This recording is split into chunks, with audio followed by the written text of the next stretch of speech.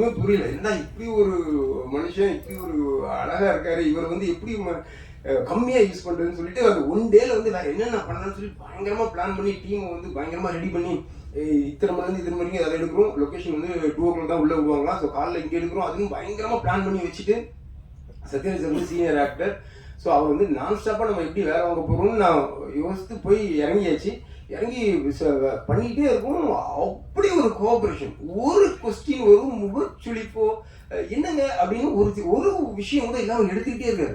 நான் எடுத்து அடுத்த ஷாட் செட் பண்ணுறதுக்காக தனஞ்சன் சார் வந்து கூப்பிட்டு போயிட்டு ஃபோட்டோ ஷூட் பண்ணிடலாம் வாங்க அப்படின்னு ஃபோட்டோ வேறு எடுத்துகிட்டு இருப்பாரு. சத்யராஜ் சார் சாப்பிட்டாரா இவங்க வீட்டில் என்ன இருந்துச்சு எனக்கு ஒன்றும் புரியல. நைட்டு 8 o'clock என்ன அனுப்புங்க. மறுநாள் ஏதோ ஃப்ளைட் அவருக்கு 7:50 சம்திங் சார், இதான் சார் லாஸ்ட் ஷாட்னு சொல்லி முடிச்சு அந்த ஷாட்டை செட் பண்ணிட்டு இதெல்லாம் ட்ராக் போடுங்கன்னு சொல்லிட்டு உட்காந்து நான் சும்மா செக் பண்ணுறதுக்காக அப்படி ஒவ்வொன்றா பார்க்குறேன். முக்கியமான ஒரு ஷாட்டை